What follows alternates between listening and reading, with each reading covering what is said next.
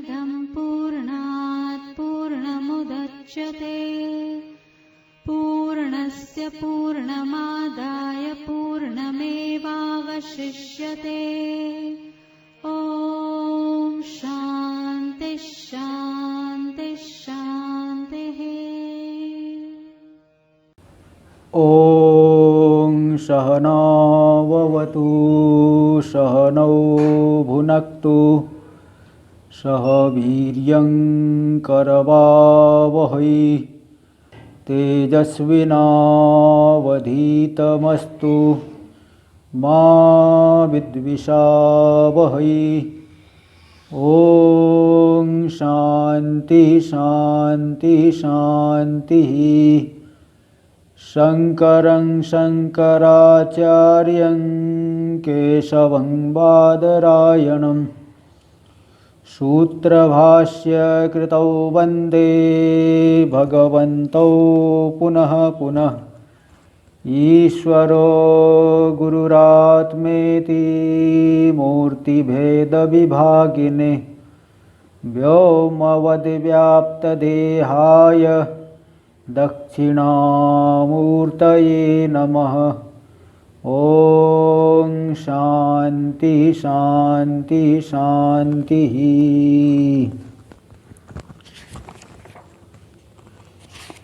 श्री प्रेमपुरी अध्यात्म विद्या भवन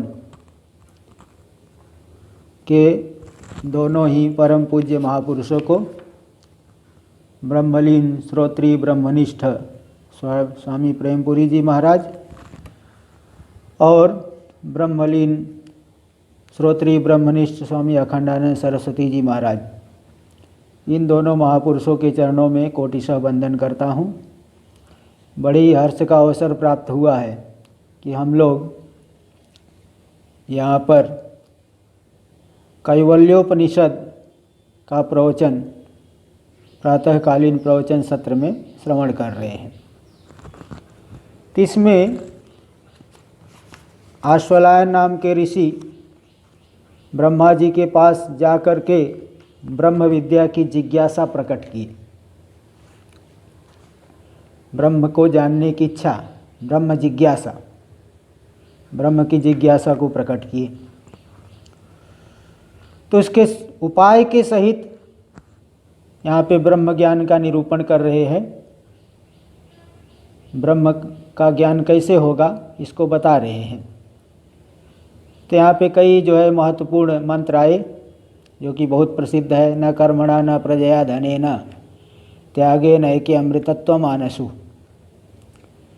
और वेदांत विज्ञान सुनिश्चितार्था संन्यास योगाद्यतया शुद्ध सत्वाः ते ब्रह्मलोकेषु परांत काले परामृतात् परिमुच्यन्ति सर्वे बता दिए।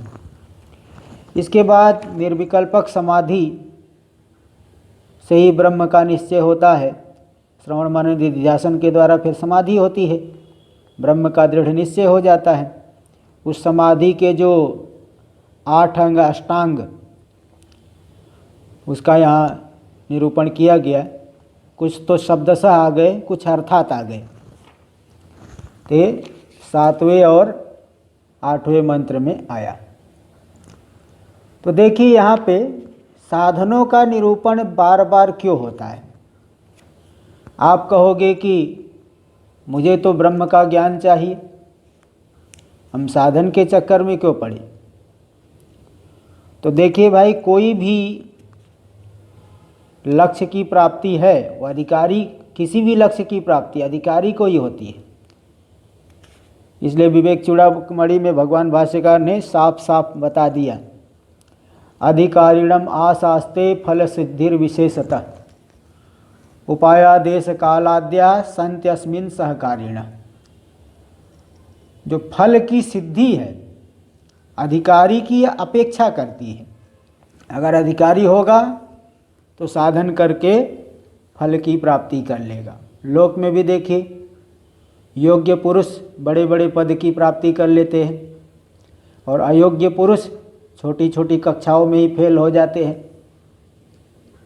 तो आदमी तो सभी है, लेकिन उसके अंदर कुछ विशेष एक योग्यता है। हर एक पदार्थ का एक विशेष गुणधर्म होता है। अग्नि में जलाने की शक्ति है, वायु में सुखाने की शक्ति है, जल में गीला करने की शक्ति है। ऐसे हर एक व्यक्ति में अलग अलग एक गुण अथवा दुर्गुण होते हैं। तो कहाँ पे कौन से गुण की उपयोगिता है, ये ज़्यादा महत्वपूर्ण होता है। जैसे यहाँ वेदांत विचार करना है, मुक्ति पाना है, तो विवेक वैराग्य होना चाहिए। बिना विवेक वैराग्य के श्रवण आदि नहीं कर सकता। इसलिए तो लोक में भी देखिए, किसी पद को पाना हो तो अधिकार योग्यता चाहिए हमारे अंदर। बिना योग्यता के उस पद की प्राप्ति नहीं कर पाता, उस अभिष्ट पद की प्राप्ति नहीं कर पाता। इसी प्रकार यहाँ भी योग्यता। तधिकारिण माशास्ते फल सिद्धिर विशेषतः, फल की सिद्धि विशेष रूप से अधिकारी की अपेक्षा रखती है। अधिकारी कौन है, यहाँ तो विचार करना है। कोई भक्ति शास्त्र तो है नहीं कि भावना करोगे, भावना करने से केवल जो है रोने लगेंगे, कभी गाने लगेंगे। वो भक्ति में तो रोना गाना चलता है। वहाँ तो जितना उपास्य के प्रति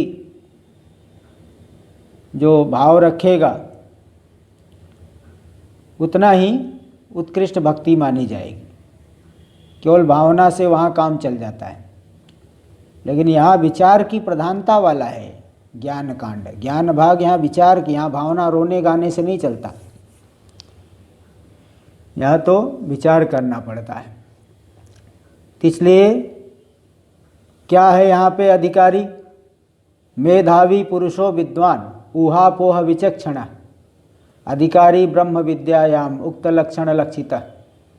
जो मेधावान होना चाहिए, ग्रंथ को अर्थ के सहित में धारण कर लेने वाला हो। ग्रंथ ही नहीं धारण कर पा रहा है, अर्थ ही नहीं धारण हो पा रहा है, तो चिंतन क्या करेगा बताइए भाई। ग्रंथ अर्थ के साथ में ईशावास्यम इदम सर्वम, अगर इन ग्रंथ को अर्थ के साथ में धारण किया तब विचार कर सकता है, तभी वो सदा चिंतन करते रहेगा। क्योंकि यहाँ ब्रह्म का चिंतन कोई 1 घंटे 2 घंटे का नहीं हो, तो सतत चलते रहना चाहिए। जब तक तत्पर नहीं होगा तब तक जो है उस लक्ष्य को नहीं पा सकता। इसलिए मेधावी होना चाहिए, मेधा संपन्न होना चाहिए। ग्रंथ को अर्थ के सहित में धारण कर ले तो चिंतन चलेगा।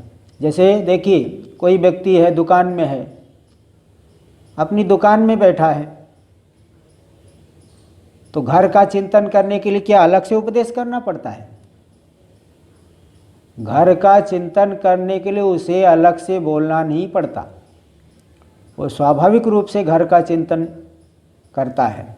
क्योंकि घर के हर एक व्यक्ति को जानता है, हर एक व्यक्ति से उसका प्रेम है और हर एक व्यक्ति के विषय में हित चाहता है, सदा उन्हीं के ही विषय में सोचते रहता है।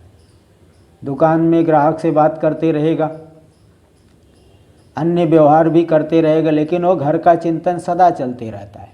कोई ऑफिस में गया, घर में पत्नी बीमार है, तो एक क्षण भी पत्नी मन से गायब नहीं होती। वो कुछ भी अपने साहब से जो है हंस के बात करेगा, हाँ, कभी जो है गंभीरता पूर्वक बात करेगा, लेकिन उसके मन में पत्नी का चिंतन चलते रहेगा, क्योंकि पत्नी का महत्व है, पत्नी बीमार है। ऐसे ही जब परमात्मा का महत्व हो तो परमात्मा विषयक शास्त्र को अर्थ के साथ धारण किए हैं, तो इस प्रकार से उसका स्वरूप का चिंतन, सत्यम ज्ञानम अनंतम ब्रह्म, ये चिंतन चलते रहेगा कि वह सत्य मतलब क्या है, तीनों कालों में रहने वाला तत्व है, शरीर आदि तो विनाशी है, बदल रहा है, लेकिन एक स्वरूप जो हमारा है, मैं तो वही का वही हूँ। बाल्यावस्था में वही हो, युवावस्था में वही हो, वृद्धावस्था में भी वही हूँ। ते सत्य त्रिकाला बाध्य, ये कभी घटता नहीं, बढ़ता नहीं, त्याग नहीं कर सकते, ग्रहण नहीं कर सकते। ये स्वरूप है, ज्ञान स्वरूप है, सबका प्रकाशन करने वाला है, प्रकाश रूप है, अन्य सभी जो उसकी सन्निधि में आए सबका प्रकाशन कर रहा है, सबको जान रहा है, और अनंत है, परिच्छेद से रहित, देश काल आदि परिच्छेद से रहित। तो इस तरह से मेधा संपन्न पुरुष उसका अधिकारी है आत्मविद्या में। और विद्वान होना चाहिए, विद्वान शास्त्र का ज्ञानी होना चाहिए, विद्वत्ता हो। ऊहापोह विचक्षण, ऊहापोह शास्त्र के अनुकूल युक्तियों के द्वारा अर्थ को समझने में कुशल हो। इसलिए एक महात्मा जी बताया करते थे कि देखिए, जब तक व्यक्ति दो विपरीत बातों को न समझ ले तब तक वेदांत को ठीक ढंग से नहीं समझ पाता। दो विपरीत बातों का सामंजस्य अगर नहीं बैठा पा रहे हो तो वेदांत ठीक से तो आप गले नहीं उतरेगा।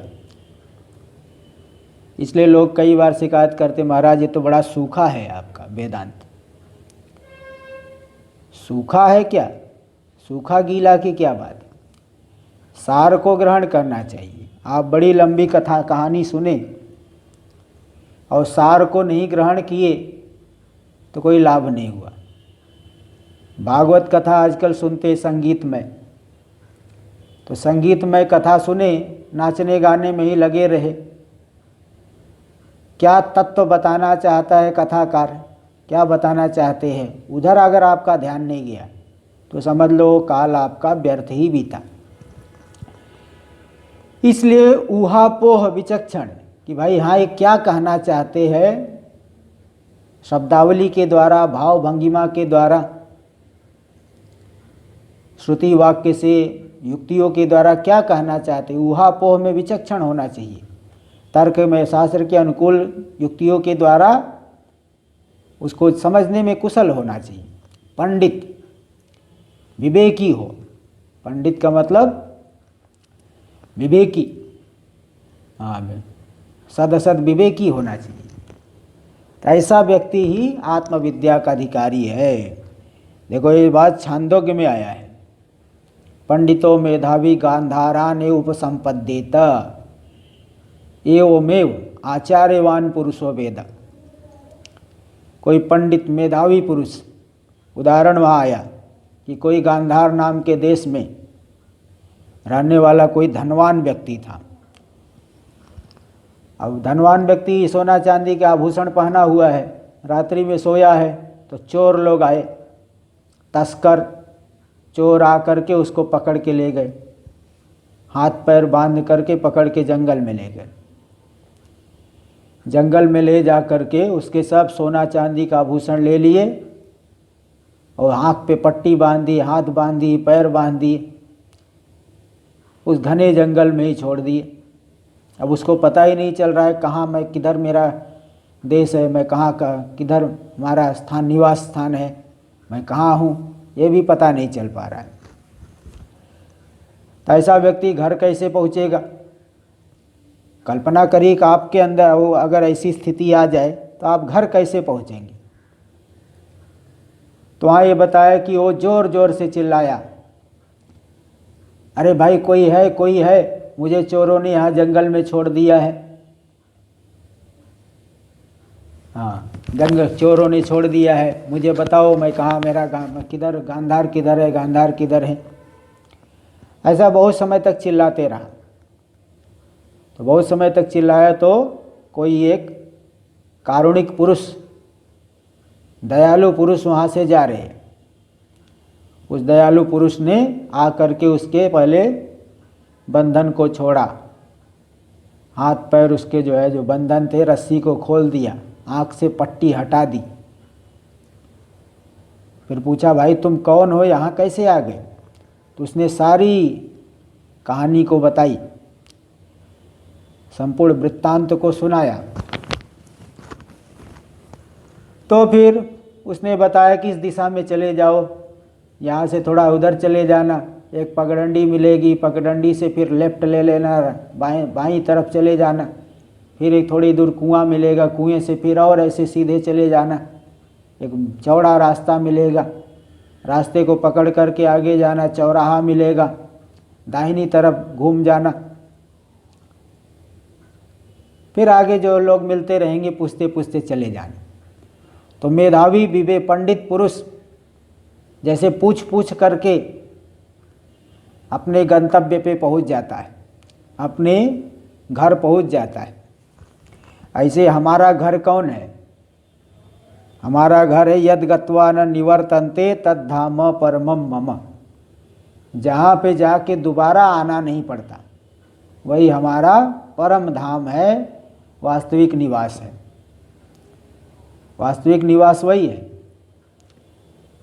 तो इस तरह से अब हम कैसे आचार्य एवमेव आचार्यवान पुरुषो वेद, इसी प्रकार जो यहाँ मेधावी है, पंडित है, आचार्यवान जो ब्रह्मनिष्ठ आचार्य वाला है, ऐसा पुरुष ही उस तत्व को जान पाता है।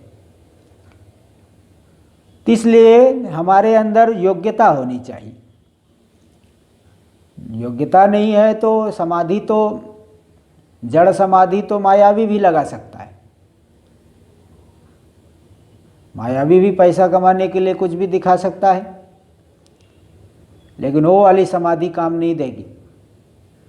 बल्कि साधना करके जो आत्मा को प्राप्त करने के लिए जो साधनों को करके समाहित हुआ, समाधि दशा में पहुंचा निर्विकल्प अवस्था में, तब उस जो 8वें मंत्र में आया कि हृदय पुंडरीकम विरजम विशुद्धम, हृदय पुंडरीक में जो विरज राग द्वेष से रहित विशुद्ध है, सभी दुखों से रहित, उसका चिंतन करके विशद निर्मल जो है, विशोक है, अचिंत्यम अव्यक्त मनंत रूपम, जो अचिंतनीय है, मन वाणी का विषय नहीं, और अव्यक्त है, व्यक्त अभिव्यक्ति नहीं, अभिव्यक्त नहीं है, अभिव्यक्त अनभिव्यक्त है, अनंत रूप को वही धरने वाला है जो शिव यानी कल्याण स्वरूप है, प्रशांत है, अविद्यादि दोष से रहित है, अमृत स्वरूप है और ब्रह्म योनि संपूर्ण जगत जन्मादि का कारण है। तो उसको जो है ध्यान करके, निधिध्यासन करके, शुद्ध रूप वही जो है उपाधि के विशिष्ट भी है, तो उसका ध्यान करके उसकी प्राप्ति कर लेते हैं, साक्षी भाव में स्थित हो जाते हैं। तो बता दिया था कि जो 7वां, 8वां, 9वां और 10वां ये चारों मंत्र जुड़े हुए हैं, इसलिए आगे देखिए 9वें मंत्र पे हम लोग प्रवेश कर रहे हैं। इसके बाद क्या करेंगे और क्या क्या विशेषण वाले हैं? तमादि मध्यांत विहीनमेकं विभुं चिदानंदमरूपमद्भुतं उमा सहायं परमेश्वरं प्रभुं त्रिलोचनं नीलकंठं प्रशांतं। तमादि मध्यांत विहीनमेकं, वो जो परमात्मा है आदि मध्य और अंत से रहित है। उत्पत्ति हो तो विनाश होता है। यद यद कृतकम तत्तद अनित्यम, जो जो कार्य है, कार्य उत्पन्न होता है, उसका कभी न कभी विनाश होता जरूर है। लेकिन जो अनादि काल से है, अनादि भाव पदार्थ है, तो उसका मध्य भी नहीं है और अंत भी नहीं। आदि ही नहीं है तो मध्य कैसे कहोगे? जैसे जिसको एक भी पुत्र नहीं है तो बीच वाला लड़का कैसे कहोगे? कम से कम 3 पुत्र हो तो कहोगे कि ये पहला है, दूसरा है, बीच वाला है, तीसरा है, अंतिम है। एक भी नहीं हो तो भी पहला, बीच वाला और अंतिम कहाँ से? एक में भी गौण व्यवहार हो जाता है, गौण व्यवहार तो एक में भी, लेकिन अब एक भी नहीं हो तो कैसे व्यवहार करोगे?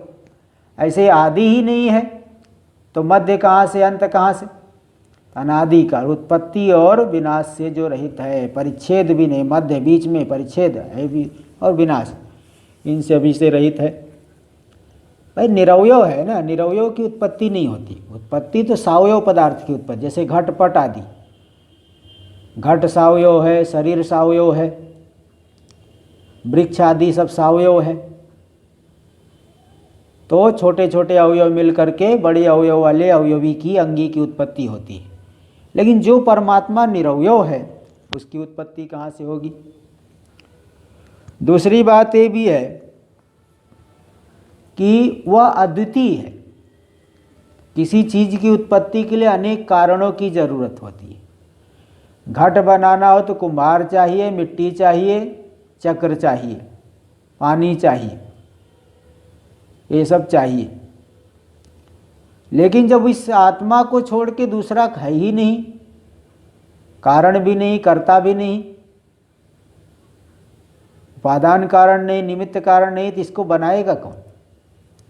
इसलिए बना हुआ नहीं है। ऐसा नहीं सोचना कि शरीर पैदा होने से मैं पैदा हो गया। शरीर ही पैदा हो रहा है, मैं नहीं पैदा हो रहा हूँ। इसलिए आदि मध्य और अंत से वह रहित है। एकम, एक ही है, वह एक ही है। एक मेवा द्वितीयम।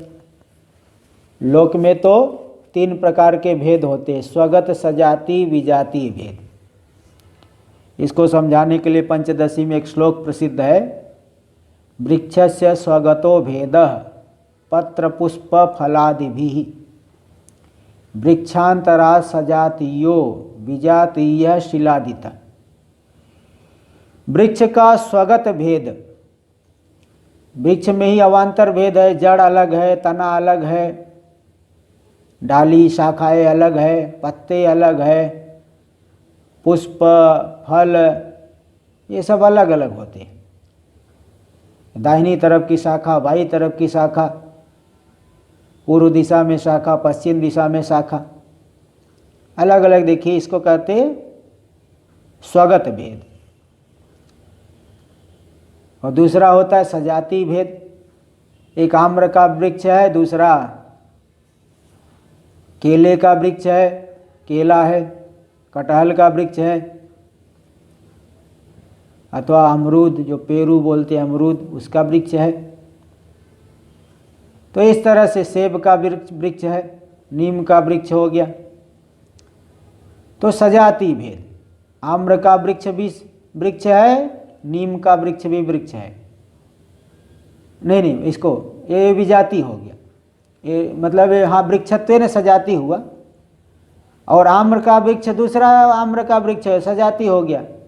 और नीम का वृक्ष और आम्र का ये भी वृक्ष ही है, तो वृक्षत्वेन सजाति हो गया।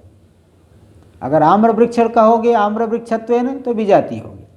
वृक्षत्वेन सजाति, एक वृक्ष दूसरे वृक्ष से सजाति भेद। और तीसरा होता है विजाति भेद। वृक्ष चेतन है, पत्थर जड़ है, तो वृक्ष में पत्थर का जो भेद रहा विजाति भेद रहा। तो इस तरह से इन सब संसार की वस्तुओं में तो 3 प्रकार के भेद दिख रहे हैं, लेकिन आत्मा में स्वगत, सजाति, विजाति तीनों भेद नहीं। तो यहाँ बताए कि तीनों भेद नहीं है। स्वगत भेद क्यों नहीं? क्योंकि सावयव में होता है, अवांतर भेद है तो निरवयव है। सजाति भेद नहीं, क्योंकि एक ही तो आत्मा है, 2 तो है नहीं, आत्मा एक ही है। जीव और ईश्वर है तो उपाधि को लेकर के ये बात बता चुका हूँ। औपाधिक भेद है जीव और ईश्वर। जीवों में अवांतर भेद भी अंतःकरण आदि को, अंतःकरण स्थूल शरीर सूक्ष्म शरीर को लेकर के है, तो इसलिए सजाति भेद नहीं। विजाति फिर कहो कि जगत अलग है, जीव आत्मा अलग है, तो भाई जो मिथ्या जगत को लेके भेद कैसे कहोगे? मिथ्या जगत को लेके भेद नहीं, जो है ही नहीं। रस्सी में सर्प की भ्रांति हो रही थी। सर्प से रस्सी भिन्न है अथवा सर्प रस्सी से भिन्न है क्या? सर्प रस्सी से भिन्न नहीं है, क्योंकि वो कल्पित है। कल्पित अधिष्ठान से भिन्न नहीं होता, कल्पित अधिष्ठान से भिन्न नहीं कह सकते। इसलिए विजाति भेद भी परमात्मा में नहीं, क्योंकि विजाति है ही नहीं। अगर हो तो उसका भेद मानो। जगत जो है ये जितनी वासनाएं जिसकी दृढ़ है उतना ही सत्य मालूम पड़ता है। लोगों में भी देखिए बहुत अंतर। जगत के मिथ्यात्व में एक साधारण युक्ति ये मैं दे सकता हूँ कि सब लोगों में एक प्रकार से दृढ़ता नहीं है। कोई जो है जरा सी घटना पे रोने लगता है, कोई बहुत से बड़ी विपत्ति आ जाने पर भी नहीं रो रहा है। तर एक जैसा सत्य होता तो सभी एक जैसे होते, लेकिन कोई कोई देखो सब कुछ लूट जाने पर भी एकदम प्रसन्न है। कोई कोई जो है विवेक है ना उसके अंदर कि ये सब कुछ मेरे साथ जाएगा नहीं। तो जो मिथ्या है तभी ये बात जानता है। बड़े बड़े महापुरुष देखिए, सब कुछ चले गया लेकिन कुछ अंतर नहीं, सब कुछ जो है कुछ भी नहीं है उनके पास तो भी प्रसन्न है, क्योंकि ये सब विनाशी चीज़ें हैं। स्वप्न में आप साम्राज्य देख रहे हो तो उस साम्राज्य से कोई हानि लाभ नहीं, थोड़े समय मालूम पड़ेगा लेकिन इसके बाद कोई हानि लाभ नहीं। तो इसलिए संसार को लेकर के द्वैत हो जाए आत्मा में, या नहीं कह सकते, मिथ्या को लेकर के द्वैत नहीं हो सकता। जैसे आपके पास एक असली 500 की नोट है और दूसरी नकली 500 की नोट, तो नकली नोट को लेकर के 1000 नहीं माना जाएगा, 500 ही माना जाएगा। तो एकम, एक ही है। बोले जब एक ही है तो ये सब साधना आदि क्यों करते हैं? ये सब शास्त्र, गुरु, साधक, ये सब भेद कहाँ से हो गया? तब तो शास्त्र की रचना करना भी व्यर्थ है, शास्त्र प्रणयन भी व्यर्थ हो गया जब एक ही आत्मा है। तो इसका समाधान प्रश्नोपनिषद आदि में किया गया है कि एक तो है, लेकिन उस एक को आप जान रहे हो कि नहीं जान रहे हो? अगर नहीं जान रहे हो तो आपके लिए शास्त्र सार्थक हो गए। किसी को भूत चढ़ा हो, भ्रांति का भूत चढ़ गया हो, अब कहोगे कि जब भूत है ही नहीं तो मंत्र क्यों बोला जाए? अरे भाई ठीक है, भूत नहीं है, लेकिन तुम्हारे दिमाग में तो बैठ गया है कि नहीं? उस दिमाग में बैठे हुए भूत को निकालने के लिए मंत्र बोलना पड़ेगा, ओझा को बुलाना पड़ेगा, मांत्रिक मंत्र जानने वाले को बुलाना पड़ेगा। तो यद्यपि भूत नहीं है तो मंत्र भी व्यर्थ है, लेकिन जिसके अंदर भ्रांति है, जिसके दिमाग में भूत चढ़ गया है, उसको ठीक करने के लिए वो उपाय करना पड़ता है। तो अज्ञानी के लिए गुरु, शास्त्र, साधनाएं सब सार्थक है, क्योंकि वह अभी तक उस दशा में पहुंचा नहीं। उस दशा में पहुंच जाए, ठीक है, बिल्कुल सही कह रहे हो कि गलत है, बेकार है। ज्ञानी के लिए तो वेद भी अवेद हो गए, ईश्वर भी अनीश्वर। ज्ञानी के लिए तो पूरा संसार ही व्यर्थ है, मिथ्या ही है, कोई उसका उपाय नहीं, कोई अर्थ नहीं। इसलिए विवेक चूड़ामणि में देखे श्लोक है, अविज्ञाते परे तत्वे शास्त्राधीतिस्तु निष्फला, विज्ञाते पि परे तत्वे शास्त्राधीतिस्तु निष्फला। अगर तत्व को हमने जान लिए तो शास्त्र का अध्ययन क्या हुआ? बोले वो तो निष्फल हो गया, अब आगे फल नहीं है। एक अद्वितीय तत्व में निष्ठ हो गया तब उसे के लिए आगे कोई उपयोगिता नहीं। नौका से नदी पार हो गए तो नौका को पकड़ के नहीं बैठोगे कि इसने मुझे पार कराया। तो इसलिए वहाँ पे अविज्ञाते परे अविज्ञाते परे तत्वे, विज्ञाते भी परे तत्वे, अगर जान लिया तो भी निष्फल हो गया, और अविज्ञाते नहीं जान पाया तो भी देखो निष्फल हो गया, व्यर्थ हो गया। उसकी साधना ठीक से पढ़ा, अध्ययन ही नहीं किया, उसका आगे तो विनियोग हो जाएगा, लेकिन उस काल के लिए कहा जाएगा कि व्यर्थ हो गया। इस शरीर में रहते ही आत्मा का अनुभव करना था, तो वो नहीं कर पाए तो शरीर व्यर्थ हुआ, ये मनुष्य का शरीर जन्म लेना व्यर्थ हुआ। किंतु अगर कुछ साधना किए है तो आगे उत्कृष्ट जन्म मिलेगा, उस दृष्टिकोण से सार्थक है। तो विज्ञाते भी परे तत्व शास्त्राधीतिस्तु निष्फला, अगर जान लिए तो शास्त्र का अध्ययन निष्फल, व्यर्थ हो गया, आगे आगे उपयोगिता नहीं। और नहीं जान पाए तब तो एकदम स्पष्ट रूप से व्यर्थ है। जहाँ तक आपको पहुँचना था नहीं पहुँच पाए, पहाड़ की चोटी पे पहुँच के उसको झंडा लगाना था और पता चला चोटी से थोड़ा सा पहले ही फिसल गया, जान गवा बैठा। तो लाभ भी नहीं हुआ और जान भी गंवा बैठा, प्राण गंवा बैठा।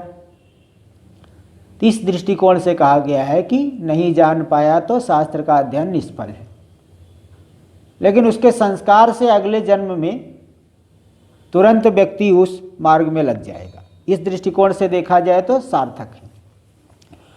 तो इसलिए ये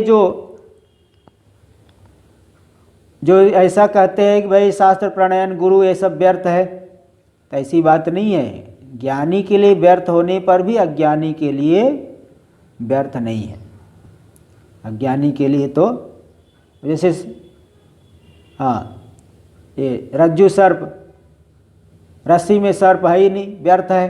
अरे भाई जो जान लिया है वो उसके लिए व्यर्थ है, नहीं जानने वाला है तो उसको सर्प मान करके भ्रांत हो रहा है, उसको बोध कराना पड़ेगा। तो इसलिए यहाँ पे दोनों ही एक ही तत्व है, एक ही आत्मा है, तो भी वह शास्त्र प्रणयन साधना आदि व्यर्थ नहीं है। तो वो आदि मध्य और अंत से रहित एक ही है, विभू है, व्यापक है। विभू यानी व्यापक, अथवा विशेष रूप विशेषण भवत, वही सभी रूपों को धारण करने वाला है। इस अर्थ में भी विभू अर्थ विभू ले सकते हो। चिदानंदम, स्वयं जो है ज्ञान स्वरूप आनंद रूप है, ज्ञान रूप आनंद रूप। जड़ आनंद नहीं, जड़ आनंद की कोई आकांक्षा नहीं करता। ज्ञान स्वरूप आनंद, प्रकाशमान निरतिशय आनंद रूप है। और अरूपम, उसमें कोई रूप नहीं है। और अद्भुतम, कितना अद्भुत है देखिए, उसमें कोई धर्म नहीं। और पूरा संसार, पूरा सांसारिक धर्मों की कल्पना उसी में होती है। वैसे तो कोई धर्म नहीं, लेकिन सभी धर्मों की कल्पना उसी में। कोई गुण नहीं तो भी सभी गुणों की कल्पना उसी में हो जाती है। जैसे सिनेमा में दिखने वाला जो फिल्म है, कहानी है, वो है नहीं तो भी पर्दे पे ही दिख रही है। किसी वो पर्दे, इसी प्रकार एक अधिष्ठान में ही सब कुछ जो है कल्पित है और अधिष्ठान उससे अलग है। देखो कितना अद्भुत है, बड़ा अद्भुत है। रस्सी में सर्प कभी आया ही नहीं, नहीं आकर के भी कितना अनर्थ कर दिया कि लोग जो है कितने समय तक डरते रहते हैं, परेशान होते हैं। एक सेठ जी थे, पहले उनके यहाँ जाता था, तो बड़े सत्संगी थे वो। अभी तो उनका शरीर नहीं रह गया, तो बड़ा वो हंसते थे कभी कभी। देखो पूरा का पूरा संसार इस आत्मा में अध्यस्त है और स्वयं बेचारा देखो मूर्ख बने घूम रहा है। पूरा का पूरा संसार इसी में कल्पित, स्वयं अध्यास का अधिष्ठान है और स्वयं बताओ घूम रहा है, परेशान हो रहा है। ये तो वही बात है जैसे कोई किसी राज्य का राजा हो, अपने राज्य के जंगल में ही भटक गया। राज्य का राजा अपने राज्य के जंगल में ही घूम रहा है, भटक गया, परेशान हो रहा है। उस देश का राजा है और स्वयं बताओ मारा मारा फिर रहा है। तैसे ही यहाँ पे कितना अद्भुत है ये, अधिष्ठान रूप है पूरे संसार का, लेकिन स्वयं संसार में खो गया है, परेशान हो रहा है, अपने आप को कर्ता मानता है, सुखी मानता है, दुखी मानता है। इस तरह से बड़ा अद्भुत ये तत्व है, बड़ा आश्चर्यजनक। इसलिए तो गीता में आश्चर्यवत पश्यत कश्चिदेनम, आश्चर्यवत वदति तथैव चान्य, आश्चर्यवत चैनम अन्य शृणोति श्रुत्वापेनम वेद न चैव कश्चित्। आश्चर्यवत पश्यत कश्चिदेनम, आश्चर्य के समान कोई कोई पुरुष इसको जान पाता है। बड़ा आश्चर्य है, जानने वाला भी आश्चर्य है। जानने वाला आश्चर्य क्यों है? क्योंकि देखिए हमारी सभी इंद्रियां बहिर्मुख है। संसार में 99% लोग बाह्य प्रवृत्ति में ही लगे हुए, अंतर्मुखता किसी किसी में है। अंतर्मुख हो करके इस शरीर में रह करके इस शरीर से अपने आप को पृथक रूप से जान लिया, शरीर में सारा व्यवहार कर रहा है, खाना पीना, विषयों का अनुभव करना, सुख दुख का अनुभव करना, सब व्यवहार कर रहा है, तो भी शरीर को मिथ्या जान करके, पूरा संसार को मिथ्या जान करके स्वरूप में स्थित हो गया। तो आश्चर्य तो है ही, वो बड़ा आश्चर्य है। आश्चर्यवत पश्यत कश्चिदयनम, आश्चर्यवत वदत तथैव चान्य। और कोई देखो आश्चर्य के समान, इसका निरूपण करने वाला भी आश्चर्य है। कितना आश्चर्य बताओ कि जिस आत्मा में कोई गुण नहीं, कोई जाति नहीं, कोई संबंध नहीं, कोई क्रिया नहीं, तो भी इस आत्मा का कैसे बताए? शब्द का विषय नहीं, शब्द की शक्ति वृत्ति का विषय नहीं, तो भी देखो कोई बिरला महापुरुष लोग इसका निरूपण करके बोध करा देते हैं, लक्षणावृत्ति के द्वारा बोध करा देते हैं। लक्षणावृत्ति से वो बोध करा देंगे, लक्षित कर देंगे, उपलक्षित कर देंगे, समझ जाता है। अधिकारी पुरुष समझ जाता है, अनधिकारी तो कभी नहीं समझ पाएगा, अधिकारी पुरुष ही समझ जाता है। तो आश्चर्यवत वदत तथैव चान्य, आश्चर्यवत चैनम अन्य शृणोति। और आश्चर्य के जिसको श्रवण करने वाला, बताओ हमारा ही स्वरूप है, हम लोग ही सुन रहे हैं, ऐसा लग रहा है कोई अलग है हमसे। आश्चर्य के समान है वो सुनने वाला श्रोता, दुर्लभ है, वास्तविक श्रोता दुर्लभ है। श्रुत्वा पेनम वेद न चैव कश्चित, और कोई ऐसा है कि सुनकर भी नहीं जान पा रहा है, समझ नहीं पाता कि क्या बता रहे हैं। मैं इतनी चीज़ों का करता हूँ, मैंने याग किया, उपासना की, अध्ययन किया, और बोल रहे आप करता नहीं हो। करता नहीं तो फिर क्या हूँ मैं? तो इस तरह से बड़ा अद्भुत है यह तत्व। तो उमा सहायम, उमा रूपी सहायक वाला है यह। उमा का अर्थ ब्रह्म विद्या, दो अर्थ किया गया। निर्विशेष का अर्थ है, निर्विशेष में घटाते समय ब्रह्म विद्या, ब्रह्म विद्या है जिनका सहायक है, कामादि का विनाशक है। कामादि की ब्रह्म विद्या से सभी जो है कामादि नाश, काम क्रोध आदि नाश हो करके उस तत्व में स्थित हो जाते, इसलिए वह आत्म तत्व हो गया उमा सहायम, उमा। और दूसरा सोपाधिक ले लीजिए, वही आत्मा शिव स्वरूप है, जो अर्धनारीश्वर रूप उमा रूपी इनके सहायक है, उनके वांग भाग में स्थित है, युवती है, संसार की श्रेष्ठ युवती भगवती उमा। तो अर्धनारीश्वर है, उमा उनके वाम अंग रूप है। ऐसा जो परमेश्वर है, परम ईश्वर है, ईश्वरों के भी ईश्वर, ब्रह्मा आदि के भी नियंता है, ब्रह्मा आदि भी उनके नियम में रहते हैं। इसलिए कठोपनिषद में तो बताए, भयादस्य अग्निस्तपति, भयात् तपति सूर्य, भयाद इंद्रश्च वायुश्च, मृत्युर्धावति पंचम। उस परमात्मा के भय से अग्नि तप रही है। अग्नि कभी ठंडी नहीं हो जाती। ये अग्नि जलाए भोजन पकाने के लिए, आज अग्नि ठंडी है, तो क्यों अग्नि अपने धर्म को नहीं छोड़ रही है? क्योंकि परमात्मा का भय है, वो नियामक जो है वो दंड दे देगा।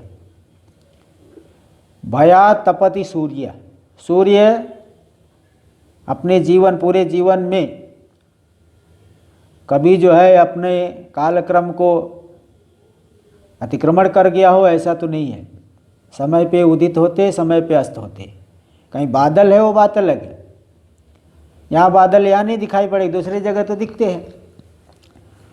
तो भयाद तपति सूर्य, भयाद इंद्रश्च वायुश्च, इंद्र देवताओं के राजा समय से वृष्टि आदि करते हैं। वायु भी जो है हमेशा गतिमान रहते हैं, एक क्षण भी वायु स्थिर नहीं होते।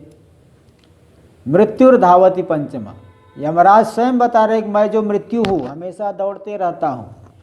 जिस प्राणी का जो है जीवन पूरा हो गया, तुरंत उसको जो है प्राण को हल लेता हूँ। तो इस तरह से कितना अजीब शासन है, उसके शासन में कोई भी शांति से जो है बैठ नहीं सकता, अपने कर्म को पूरा करना पड़ेगा। मनुष्य तो देखिए, मनुष्य प्रमाद कर देता है। मनुष्य को प्रमाद कर देता है, इसका भी कारण बताते हैं महापुरुष लोग कि मनुष्य जो है उस परमात्मा की जो लाडली संतान है, लाडला है, बड़ा जो है, जैसे लाडला बेटा हो जिसको बहुत प्यार करते हैं तो बिगड़ जाता है। तो परमेश्वर का ये लाडला है, प्यारा पुत्र है, इसको इतना दुलार किया कि बिगड़ गया, इसलिए सब नियमों की धज्जियाँ उड़ा दिया। 4 बजे उठना चाहिए तो 10 बजे सो के उठ रहे हैं। समय पे शयन करना चाहिए, पूजन आदि करना चाहिए, संध्या वंदन आदि करना चाहिए, शास्त्र श्रवण करना चाहिए, और सुबह से ही फिल्म देखने लग गए, सुबह से ही जो है विषयों के ग्रहण में लग गए। हाँ, उठते ही भगवान का ध्यान करना चाहिए, और उठते ही आजकल बेड टी चाहिए, बिस्तर पे ही चाय पिएंगे। बड़े ही अजीब जो है समय आ गया। तो ये जो लाडला बेटा है ना, बहुत बिगड़ गया है, इसलिए थोड़ा नियम में, बाकी सब नियम में है। देखो जितने प्राणी है सब अपने स्वभाव को नहीं छोड़ रहे। कुत्ता, बिल्ली, गाय सब सुबह सुबह उठ जाएंगे, उठ करके अपनी वाणी में उस परमात्मा की स्तुति करते, जो भी कुछ कर दे। चिड़िया बोलने लगती है, लेकिन ये मनुष्य जो है बिगड़ गया है। ते परमेश्वर है, सबके ऊपर नियमन करने वाला, और प्रभु समर्थ है। ऐसा नहीं कि राजा तो है लेकिन बीमार पड़े हैं। राजा जी बीमार चल रहे हैं, उनकी बीमारी का फायदा मंत्री उठा लिए, और उठा करके विद्रोह कर दिए। ऐसा नहीं, समर्थ, सर्वसमर्थ, जब चाहे तब जिसको चाहे जहाँ चाहे वहाँ दंडित कर सकता है, ऐसा सामर्थ्य है। बताओ, हिरण्याक्ष को कहाँ दंडित किए? खंभे से पैदा होकर के दंडित कर दिए। हिरण्यकश्यप को, हिरण्याक्ष ने हिरण्यकश्यप, और हिरण्याक्ष को वराह अवतार लेकर के वहाँ समुद्र के भीतर जाके मारे। तो देखो कैसे सामर्थ्य है, किसी को भी छोड़ नहीं रहे हैं, सबको दंडित कर रहे। त्रिलोचन है, 3 नेत्र वाले उस शिव जी के। कैसे, क्या, कौन? सूर्य, चंद्र और अग्नि, ये 3 नेत्र है। अथवा तीन नेत्र क्या है? 2 नेत्र तो है ही, तीसरा ज्ञान नेत्र, तीसरा ज्ञान, त्रिनेत्र है, 3 नेत्र वाले। 2 नेत्र तो लौकिक नेत्र है और एक तीसरा ज्ञान नेत्र वाले है। ज्ञान नेत्र से युक्त है परमात्मा, तो अपने स्वरूप में ही वह भूमा तत्व किस में स्थित है? अपनी महिमा में स्थित है, अपने स्वरूप में स्थित है। ये त्रिनेत्र। नीलकंठम, नीलकंठ, नील जो विष है अपने कंठ में धारण करने वाले, नील विष को भी, हलाहल विष को कंठ में धारण कर लिए जगत की रक्षा के लिए। हाँ, वहाँ पे नहीं तो तुरंत प्रलय हो जाता। पूरे जगत की चिंता करने वाले, सोपाधिक होकर के यही है। 2 रूप है ना परमात्मा, एक निर्विशेष और एक सविशेष। निर्विशेष रूप तो स्वरूप ही है, सभी का स्वरूप है। हमारा स्वरूप, आपका स्वरूप, चींटी, कौवे, सभी पशु पक्षी प्राणी जितने, सभी के स्वरूप है। और सोपाधिक जो है वह विशेष रूप धारण जो करते हैं जगत की मर्यादा को बनाए रखने के लिए, ते नीलकंठ शिव स्वरूप है। कृष्णकंठ वाले प्रशांतम, अत्यंत प्रशांत है, उनका मुख अत्यंत प्रसन्न है, कभी मलिन नहीं होता। नहीं तो साधारण व्यक्ति तो क्या है, बच्चों की तरह है, दिन भर में कई बार रोएगा, कई बार हंसने लगेगा। व्यक्ति जो है बच्चों से भी गया गुजरा है ना। कभी बार हमेशा रोने लगा, अरे क्या जो है, क्या हो गया, ऐसे हो गया, वो हो गया। लेकिन ऐसा नहीं, सदा जो है उस अपनी परमानंद रूपता को जाने व्यक्ति। थोड़ी सी जरा सी चीज़ों के लिए अपने आप को अभावग्रस्त न माने।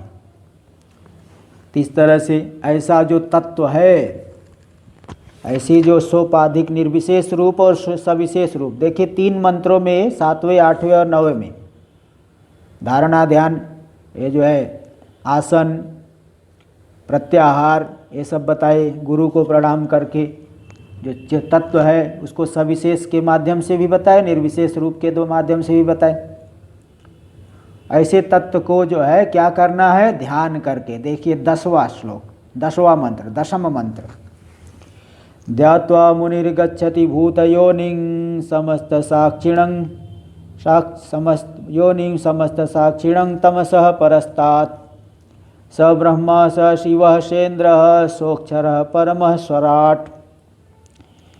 ध्यात्वा मुनिर्गच्छति भूतयोनिं, ऐसा जो तत्व है आदि और अंत से रहित है, विभू है, चिदानंद है, तो मननशील मुनि, मननात् मुनि, जो मननशील है मनीषी, उसका ध्यान करके, उसका निधिध्यासन करके, सजाती वृत्तियों का प्रवाह चला करके। ध्यान और निधिध्यासन में थोड़ा सा अंतर होता है। ध्यान में संशयात्मिका वृत्ति रहती है, निधिध्यासन में निश्चयात्मिका वृत्ति, निश्चय वही मैं हूँ। इस तरह से सजाती वृत्तियों का प्रवाह चला कर उसका ध्यान करके भूत योनिम, उस किसका ध्यान करके, उसी भूत योनि का, भूतों के जो कारण है, जो माया के माध्यम से पूरे जगत की रचना करते हैं, तो पूरे जगत की रचना कर देते हैं, इसलिए उनका एक तटस्थ लक्षण है परमात्मा का। देखो 2 प्रकार के लक्षण होते हैं, एक होता है स्वरूप लक्षण, एक होता है तटस्थ लक्षण। जो स्वरूप ही लक्षण हो उसे स्वरूप लक्षण कहते हैं। जैसे देवदत्त गोरा है, देवदत्त कौन है, बोले जो गौर वर्ण का है वही देवदत्त है। देवदत्त मतलब वो शरीर, देवदत्त शरीर कौन है, वो जो गौर वर्ण का है, गोरे रंग का है। बोले वो देवदत्त का घर कौन सा है, बोले जो संगमरमर पत्थर का बना हुआ है। तो पत्थर से ही घर बना है, पत्थर उसका स्वरूप हो गया। ऐसे ही परमात्मा का स्वरूप लक्षण क्या है, सत्यम ज्ञानम अनंतम ब्रह्म, विज्ञानम आनंदम ब्रह्म।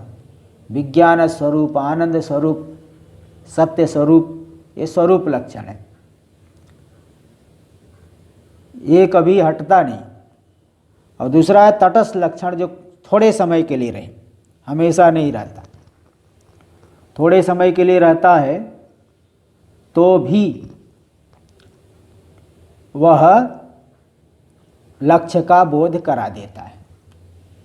जैसे उदाहरण है काकवत देवदत्तस्य गृहम। देवदत्त का घर कौन सा है, बोले जो कौवे वाला है, जिस पे कौवे बैठे हुए हैं। काक जिस पे बैठा हुआ वही देवदत्त का घर है। तो काक हमेशा नहीं रहेगा, थोड़े समय बाद ही उड़ जाएगा, तो भी व्यक्ति जान लेता है कि देखो वही काक वाला घर है, कौवे वाला वही घर है। तो पूरे लक्ष्य काल में जो नहीं रहते हुए व्यावर्तन करे, अलग करके दिखाए, उसे कहते तटस्थ लक्षण। तो देखिए, जिससे जगत की उत्पत्ति होती है, जिसमें जगत स्थित है, जिसमें जगत जाके लीन होगा, ये तटस्थ लक्षण है, क्योंकि हमेशा नहीं रहता, ये हमेशा नहीं रहेगा। भाई सृष्टि हमेशा नहीं होती है, प्रलय काल में कहाँ सृष्टि होती, हमेशा प्रलय भी नहीं होगा। सृष्टि नहीं, प्रलय हमेशा कहाँ होगा, स्थिति हमेशा नहीं रहती। तो इसलिए ये हम थोड़े समय के लिए रहने वाला जो ये लक्षण है तटस्थ लक्षण, तो भी जिसके द्वारा हो रही, जिस सर्वज्ञ सर्वशक्तिमान से हो रही, वही ब्रह्म है।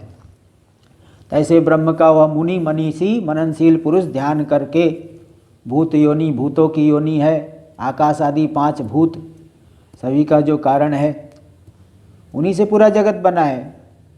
यानी भूत योनि पूरे जगत का जो कारण है। समस्त साक्षिणम, जो समस्त साक्षी है, उसको ध्यान करके, है ना, ध्यान करके प्राप्त हो जाता है। अच्छा, ध्यात्वा प्राप्नोति, ऐसा करना है। यहाँ ध्यान करके उस तद्भाव की प्राप्ति कर लेते हैं, परमात्मा भाव की प्राप्ति। ऐसा टीकाकार ने यहाँ दिखाए है। यहाँ जो शंकरानंदी टीका लिखे हुए हैं, शंकरानंद, उसमें ऐसा अर्थ किए हैं। कुछ परमात्मा का ध्यान करके भूतों की योनि उस भाव की प्राप्ति कर ले, परमात्मा रूपता की प्राप्ति कर लेता है। बोले भाई भूतों की योनि तो कारण ब्रह्म हुआ, निर्विशेष की तो प्राप्ति नहीं किया। तो यहाँ नहीं बता दिए कि नहीं, समस्त साक्षिणम, जो संपूर्ण प्रपंच का साक्षी है, संपूर्ण प्रपंच का साक्षी है, साक्षित्व, सबको जानने वाला,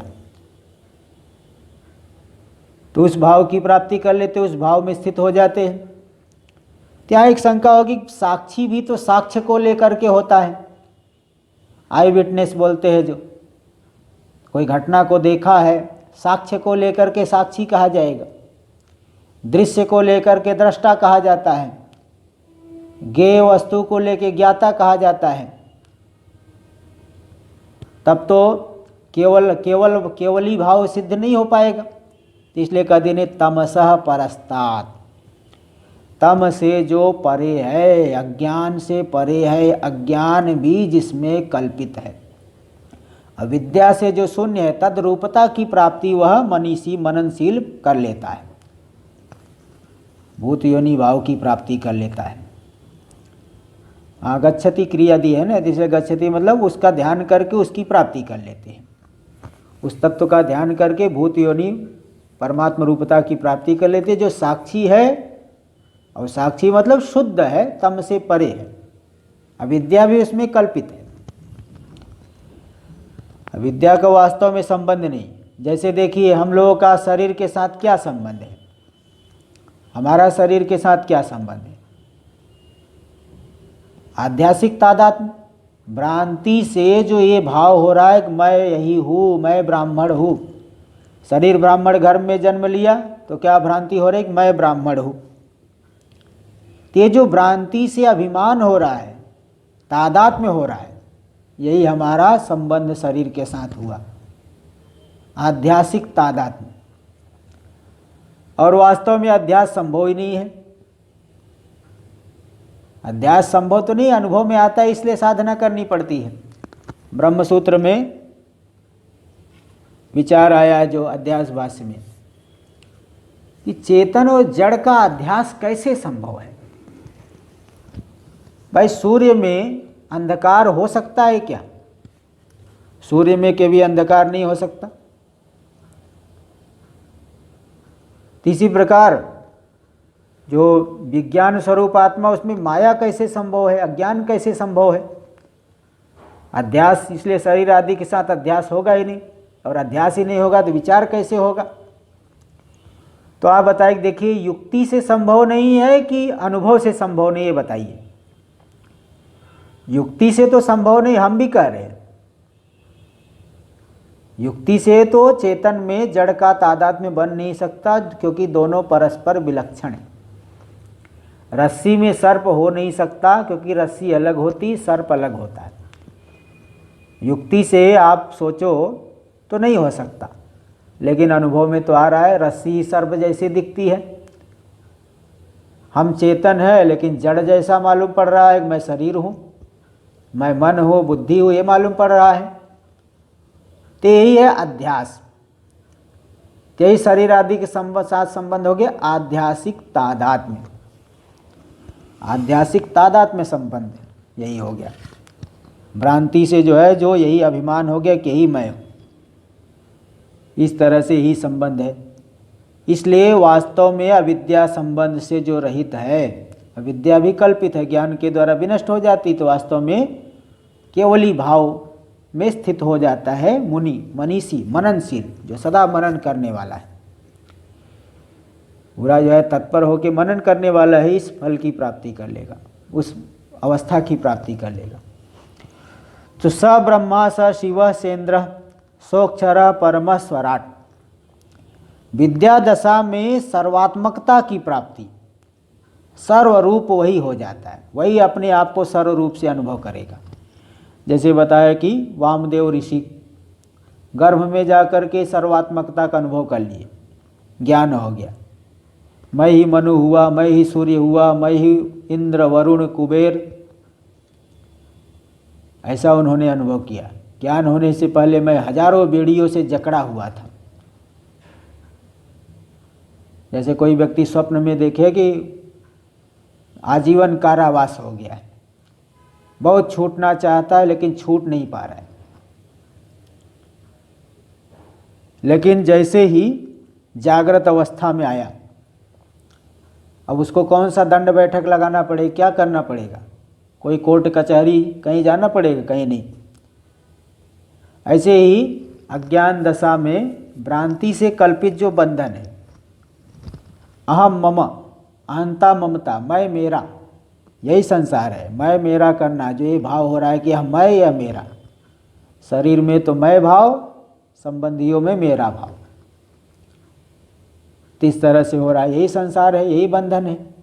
और ज्ञान हो गया तो पूरा का पूरा संसार अपने में ही देखेगा, अपने आप को ही सर्व रूप में देखेगा।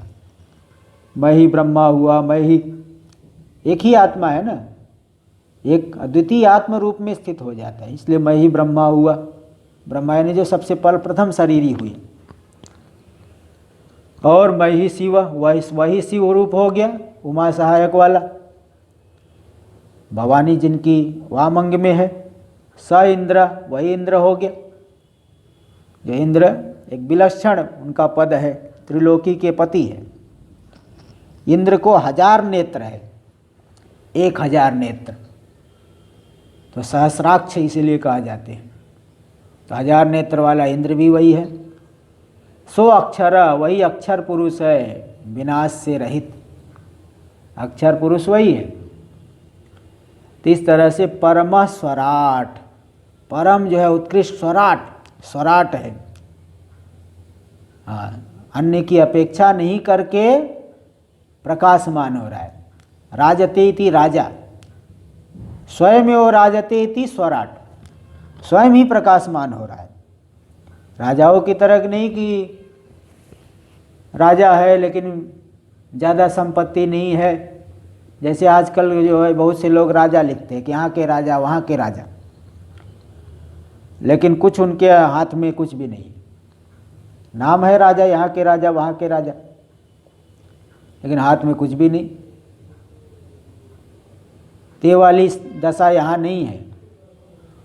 देखिए, चाहे बहुत बड़े राज्य का अधिपति हो तो भी राजा जो है पूरा सैनिकों के अधीन रहता है। सेनापति, मंत्री, रानी, इन सब के अधीन रहता है। इसलिए आता है एक प्रकृति मंडल के अधीन, 7 प्रकृतियाँ होती है, उन सब के अधीन रहता है। दुर्ग, मंत्री, सेना, कोष है ना, ये सब प्रकृति है, इसको प्रकृति मंडल कहते हैं। उनकी अपेक्षा वाला होकर के वो शोभित होता है। दुर्ग, इसके पास जो बड़े बड़े दुर्ग है तो बोले हाँ ये बड़ा राजा है। जिसके पास सेना बड़ी है तो कहा जाएगा देखो बड़ा राजा है। मंत्री उसका जो है बड़ा वफादार है, उसके प्रति निष्ठा रखने वाला है, तो कहा जाए राजा अपने आप को धन्य मानता है।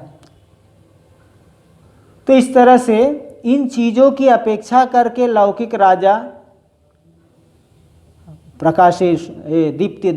दीप्तिमान होता है, प्रकाशित होता है, शोभित होता है।